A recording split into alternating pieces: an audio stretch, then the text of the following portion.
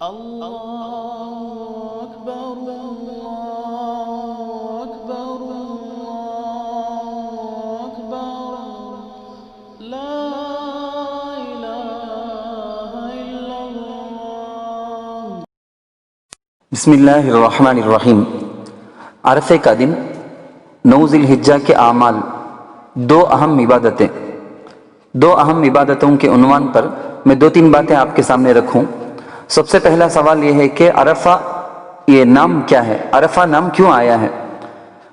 کتاب البنایہ اس میں لکھا ہوا ہے حضرت جبرائیل علیہ السلام نے حضرت ابراہیم علیہ السلام کو تمام مناسک حج سکھلائے۔ پھر سوال کرنے لگے کہ اعرفت فی ای موضع تطوف وفی ای موضع تسعى وفی ای موضع تقف۔ اس طرح سے ارکان حج، مناسک حج جو حاجی حج کے اندر کرتے ہیں، وہ سارے اعمال کے بارے میں کہاں کرنا ہے، کیسا کرنا ہے، ساری کی ساری تفصیل کے ساتھ سکھایا۔ سکھانے کے بعد حضرت جبرائیل علیہ السلام نے حضرت ابراہیم علیہ السلام سے سوال کیا تو انہوں نے جواب دیا عرفتو۔ تو یہ عرفتو جو انہوں نے جواب دیا، ہاں میں جان گیا، وہ جان گیا اسی سے ہے۔ عربی میں عرفتو کہتے ہیں جان جانے کو، اسی وجہ سے اس دن کو عرفے کا دن نام آ گیا، یوم عرفہ۔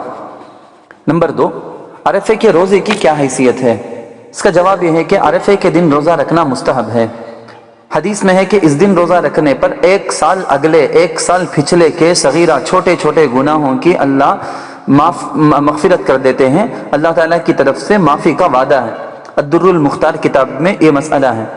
حدیث شریف عن نبی قتادہ رضی اللہ عنہ قال، حضرت ابو قتادہ رضی اللہ عنہ سے روایت ہے، وہ فرماتے ہیں قال النبی صلی اللہ علیہ وسلم، نبی علیہ السلام نے فرمایا صیام یوم عرفہ، عرفے کے دن کا روزہ، انی احتسب علی اللہ، مجھے اللہ کی ذات سے امید ہے، ان یکفر السنۃ التی قبلہ والسنۃ التی بعدہ، 1 سال پہلے کے اور 1 سال بعد کے سارے گناہوں کا کفارہ بن جائے، وہ سارے گناہوں کو دور کر دے، اس بات کی اللہ کی ذات سے میں امید رکھتا ہوں۔ یہ حدیث مسلم شریف میں ہے، مشکات شریف میں بھی، ترمذی شریف میں بھی اس کو نقل کیا گیا ہے۔ نمبر 3، عرفے کے دن سے زیادہ سال بھر کے کسی دن میں اللہ تعالیٰ اس قدر کثرت سے لوگوں کو معاف نہیں کرتے۔ اسی مغفرت کی کثرت کی وجہ سے شیطان اس دن بہت زیادہ ناراض ہوتا ہے، غصہ ہوتا ہے، ہمارا اور اللہ کا دشمن ہے، اس کا غصہ ہونا ہماری کامیابی کی علامت ہے۔ غزوہ بدر میں شیطان جو ذلیل ہوا تھا، اس کے بعد وہ عرفے کے دن، سالانہ عرفے کے دنوں میں ہی وہ بہت زیادہ ذلیل اور رسوا ہوتا ہے۔ نمبر 4، جس ملک میں جس دن عرفے کی یہ ذی الحجہ کی 9ویں تاریخ ہو، جس ملک میں جس کنٹری میں ذی الحجہ کی 9ویں تاریخ جس دن ہو، اسی کا اعتبار ہے کہ ذی الحجہ کی 9ویں تاریخ ہی کو عرفے کا دن کہتے ہیں۔ اس میں اس مسئلے میں مکۃ المکرمہ سعودیہ کی اتباع نہیں ہے۔ سعودیہ میں جس دن عرفے کا دن ہو وہی ہمارے لیے عرفہ نہیں ہوتا۔ چنانچہ ہندوستان میں ہم روزے میں ہوں اور دوسرے کسی ملک میں عید ہو رہی ہو تو ہم انڈیا والوں کو اس سے کوئی فرق نہیں پڑے گا، کچھ فرق نہیں پڑے گا۔ چنانچہ کل کے دن، کل جو جمعہ ہے، جمعے کے دن ہمارے لیے ہندوستان والوں کے لیے عرفے کا دن ہے، تو اگر عرفے کا دن ہے تو ہم روزے میں رہیں گے۔ نمبر 5، سال کے 12 مہینوں میں 4 مہینے اشہر حرم، حرمت والے مہینے ہیں، اس میں سے ایک مہینہ ذی الحجہ بھی ہے جس مہینے میں ہم ہیں۔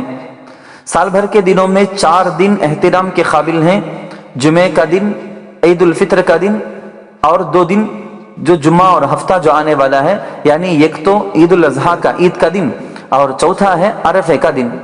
سال بھر میں سب سے زیادہ فضیلت والی رات قدر کی رات ہے، لیلۃ القدر، شب قدر جس کو ہم کہتے ہیں، رمضان کی۔ اور اسی طرح پورے سال کے دن میں فضیلت والا دن اگر دیکھا جائے تو عرفے والا دن ہی ہے۔ نمبر 6، کل یعنی جمعے کے دن، اس سال 2020 میں ہمارے ہندوستان میں جمعے کے دن عرفے کا دن پڑ رہا ہے، تو کل کے لیے کل صبح میں ہم سحری کریں گے، روزہ رکھیں گے۔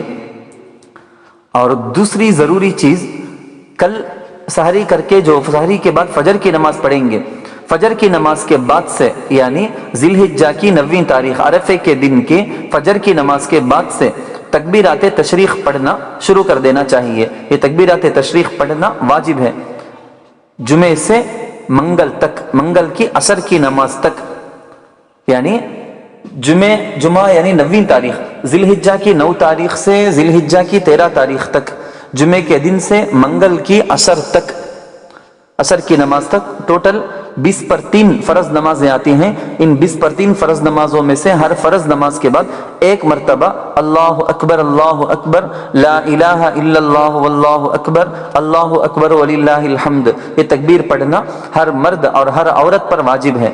مرد درمیانہ بلند آواز سے پڑھیں گے اور عورتیں آہستہ سے۔ نمبر 7، یاد آنے کے لیے نماز کی جگہ پر پیپر میں لکھ کر لگا دیں، دیوار میں یا سامنے، یا جائے نماز جو مصلی ہوتا ہے ہمارے پاس، اس میں پیپر میں لکھ کر اس کو مصلی کے ساتھ پن کر دیں، یا کوئی بھی اور اچھا طریقہ اپنا لیں۔